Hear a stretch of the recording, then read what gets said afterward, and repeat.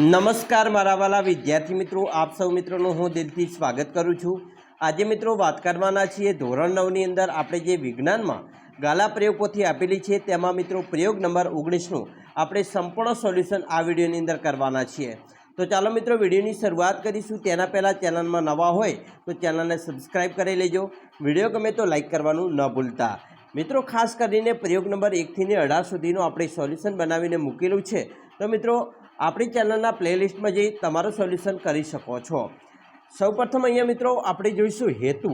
તો પ્રયોગ નંબર 19ની અંદર આપણા જે હેતુઓ છે તેમાં અળસિયું, વંદો, અસ્થિ, મત્સ્ય અને પક્ષી વર્ગના આપેલા ચિત્ર, ચાર્ટ, મોડલ્સને જોઈ તેની આકૃતિ દોરી નીચેના મુદ્દાઓને અનુલક્ષીને મિત્રો નોંધ કરવાની છે।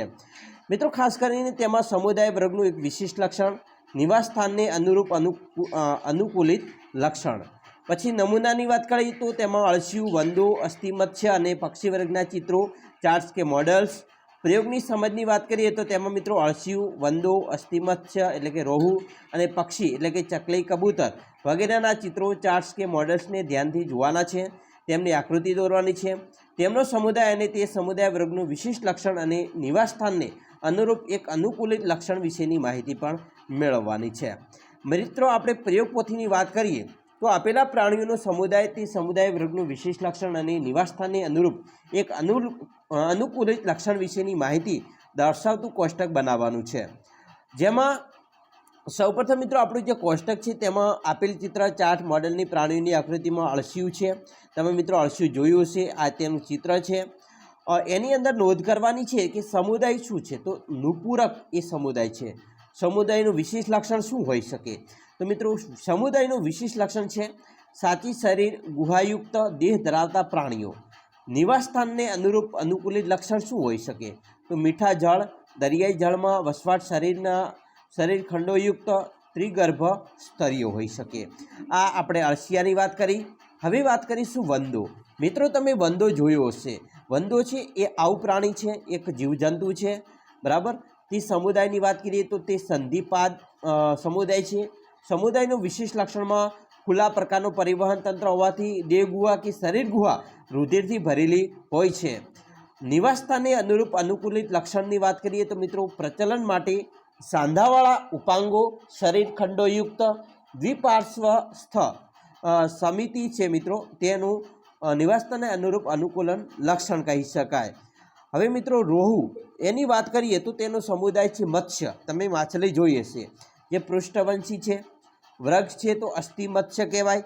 વર્ગનું વિશિષ્ટ લક્ષણ એક કર્ણક અને એક કોષકથી બનેલું દ્વિખંડી હૃદય છે।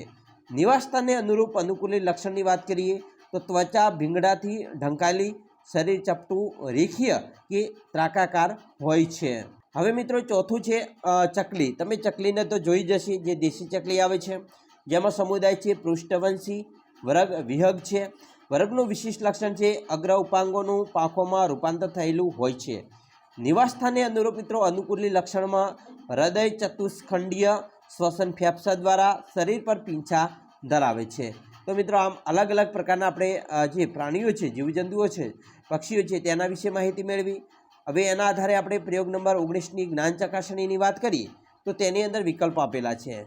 જેમાં પહેલો વિકલ્પ છે કે કયા વર્ગના પ્રાણીઓ શીત રુધિરવાળા નથી, તો મિત્રો 4 ઓપ્શનમાં આવશે જવાબ આપણો વિહગ, એ શીત રુધિરવાળા નથી। બીજું છે જેલીફિશ કયા સમુદાયનું પ્રાણી છે, તો જેલીફિશ એ કોષ્ટાંત્રી નામનું સમુદાયનું પ્રાણી છે। ત્રીજું છે નીચેના પૈકી કયું પૃથુ કૃમિ સમુદાયનું પ્રાણી છે, તો તેમાં મિત્રો આવશે પ્લેનેરિયા। ચોથું છે કરચલો કયા સમુદાયનું પ્રાણી છે, તો તે આવશે સંધિપાદ। પાંચમું છે વહેલ કયા વર્ગનું પ્રાણી છે, તો મિત્રો વહેલ એ સસ્તન પ્રાણી કહેવાય।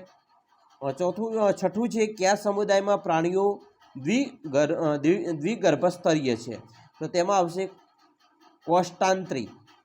અને સાતમું છે ઓક્ટોપસ કયા સમુદાયનું પ્રાણી છે, તો તે મિત્રો આવશે મૃદુકાય સમુદાયનું પ્રાણી છે। ખાલગિયા પૂરવાની છે, જેની અંદર મિત્રો પહેલી ખાલગિયા છે સમુદ્ર તારા ખાલગિયા સમુદાયનું પ્રાણી છે, તો તે શૂળ ત્વચી છે।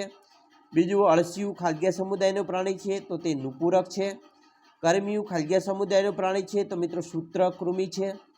ચોથું છે સમુદ્ર ફૂલ ખલગ્યા સમુદાયનું પ્રાણી કહેવાય તો તે કોષ્ટાંતરી સમુદાયનું પ્રાણી કહેવાય છે. અને પાંચમું છે પ્રાણી જગતનો સૌથી મોટો સમુદાય ખલગ્યા છે તો તે મિત્રો આવશે સંધિપાદ સમુદાય. તો આ તો મિત્રો આપણે પ્રયોગ નંબર 19નું સંપૂર્ણ સોલ્યુશન. હવે નેક્સ્ટ વિડીયો આપણે બનાવીશું પ્રયોગ નંબર 20નો. તો આશા છે કે તમને આપણો વિડીયો ગમ્યો જશે. ને વિડીયો ગમ્યો હોય તો મિત્રો લાઇક શેર અને સબસ્ક્રાઈબ કરવાનું ન ભૂલતા.